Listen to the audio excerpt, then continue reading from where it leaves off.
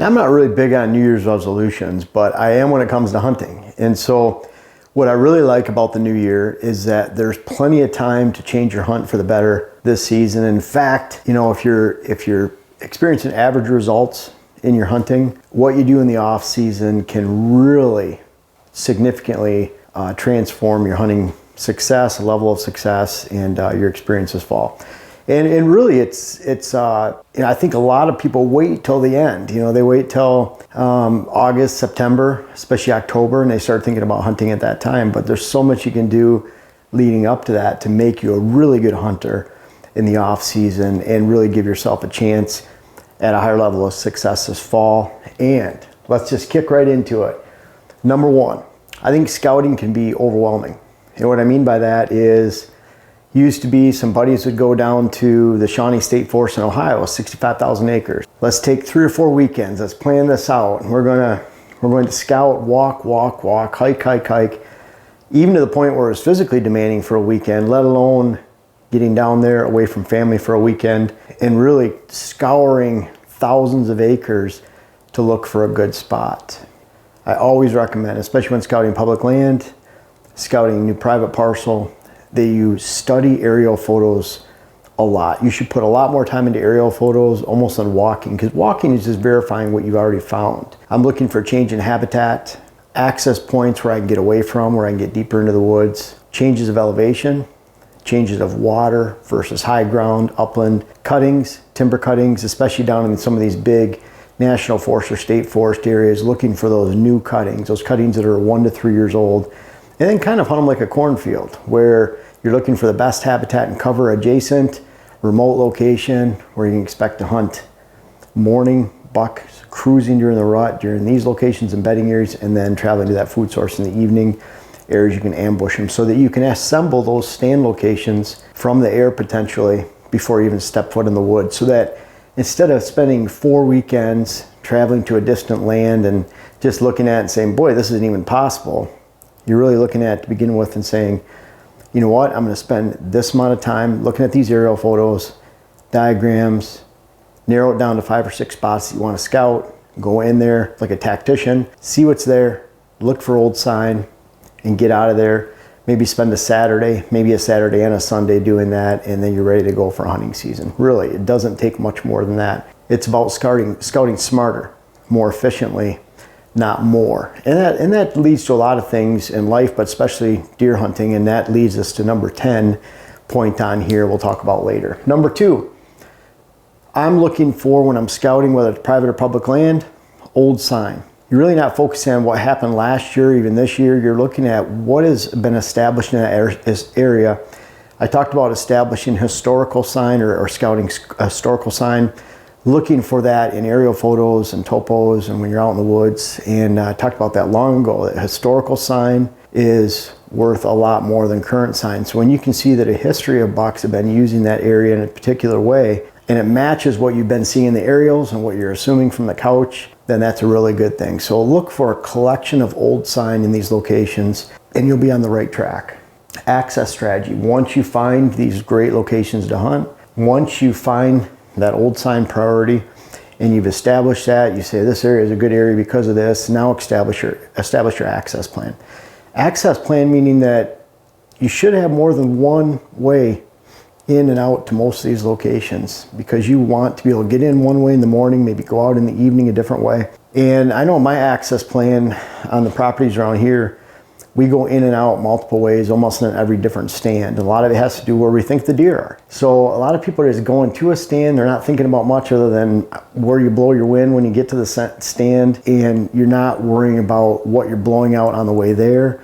Think about where the deer are at, whether it's the morning on the way in around food sources, the afternoon and big food sources, in the evening when you're getting out of there. Really think about, especially in the afternoon when you're going in for an afternoon sit, where are those deer bedded and what is the likelihood that you're going to spook them out. So really hone in on these 3 things, scouting more efficiently, and then making a priority of finding old sign, and then your access strategy based around that. Now, once that has been said and you've discovered that, I really like finding more than one stand. You know, really multiple stands.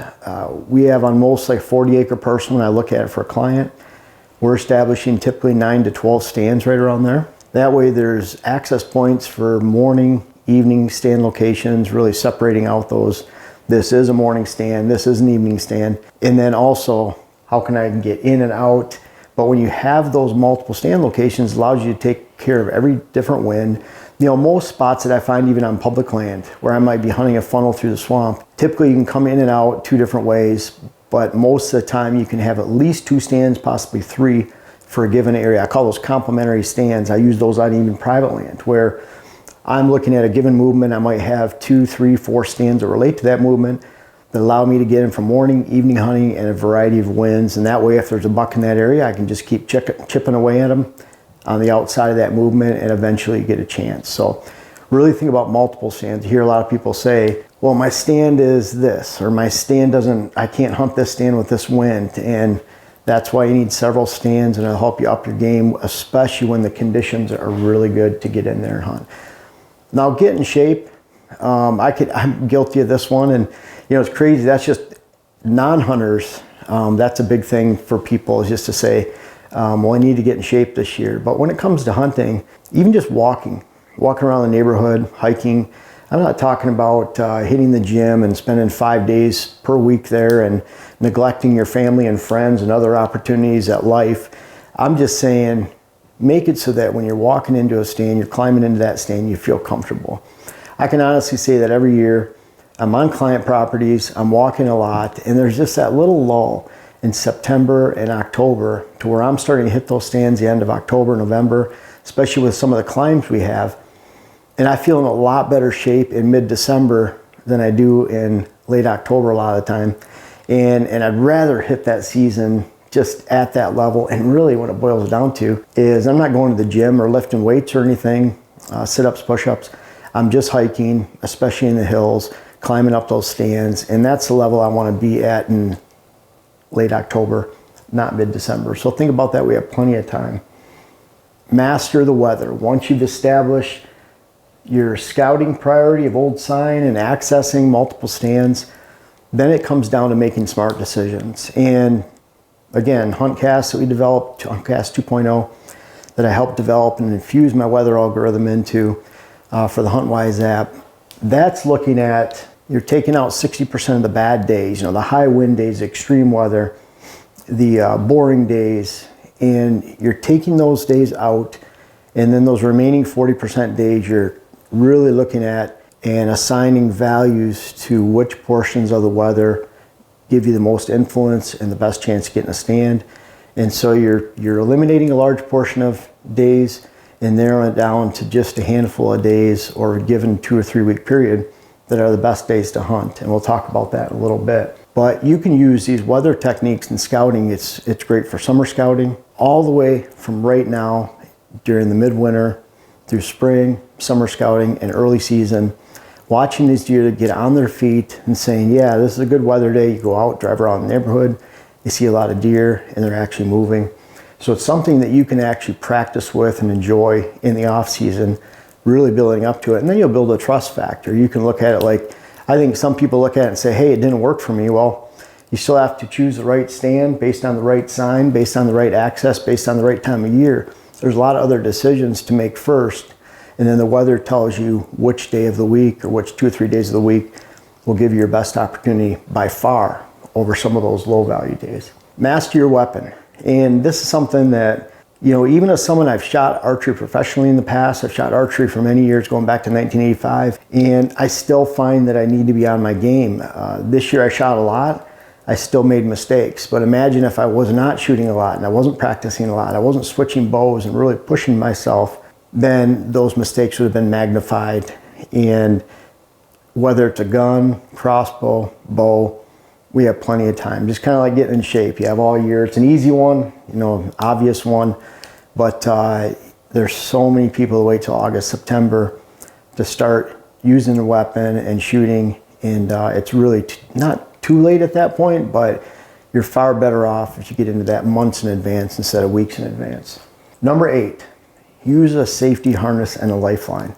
It is crazy the number of people that we find that are even in the industry or dabbling in the industry, friends that we know that have hunted for many, many years and decades that don't use a safety harness, let alone a lifeline. And what I found is, it's crazy, I've used a safety harness probably since late 80s, early 90s. I use it from the beginning, you know, those old style that went around your waist to where if you fell out of the stand, it'd suffocate you just about by squeezing your belly and your lung area. And, you know, that wasn't good. And then we developed into the safety harness. I love those.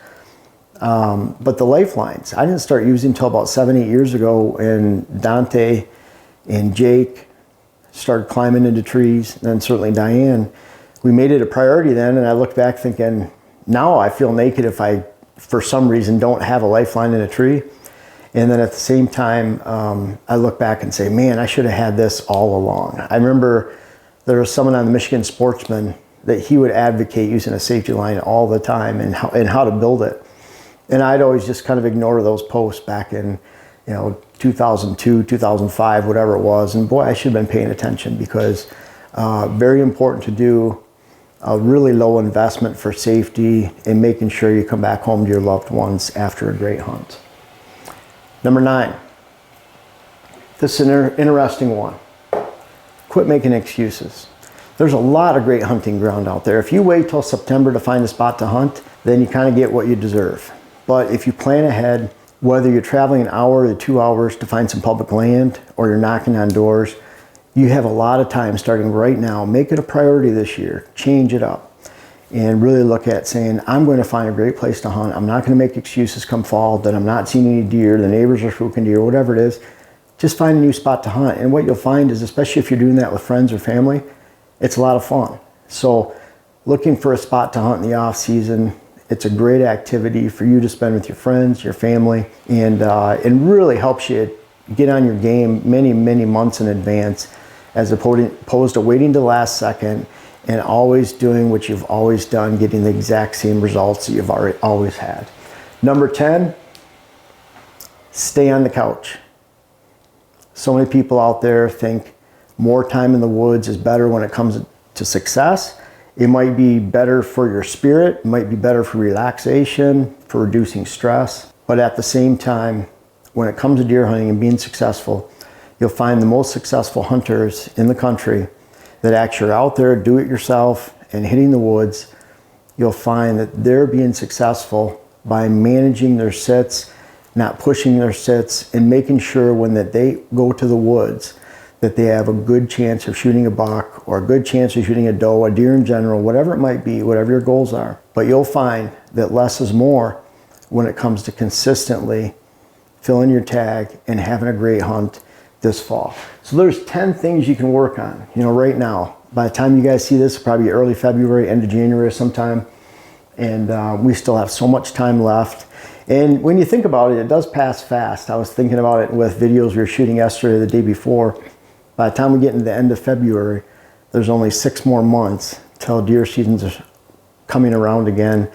And I'll tell you, as we're getting older, I'll turn 51 here in February. The months just seem to fly by. It just seems like we were just starting the season here in Minnesota on a new farm and having fun. I remember going out on the Quiet Cats, and we had a 1.7 mile ride to go to a tree stand. Dante and I, we were filming, and boy, we came back, it was 43 degrees, maybe 59 when we went out, and your fingers just riding back, just getting numb and feeling that cold air. And even though it was a little bit painful on the fingers, it felt good. You're starting to get that chill. This morning, like the last couple mornings, it was probably in the single digits, a little bit of a breeze. And before long, we're going to be in those summer months, and time is passing by, and you can't wait to start these 10 strategies to help you have a better hunt this fall. Start right now. There's plenty of time. 6-7 months left before the season begins. The time goes by fast. There's so much to learn, so much to scout, enjoy, and plan for this fall. And we have a lot of time to do so this year. Now, as we transition into habitat season, I hope you've had a chance to check out my web class, How to Design Your Whitetail Parcel. It's on my website, whitetailhabitatsolutions.com. I have a link in the description, and I hope you can find it, check it out, and enjoy it this year.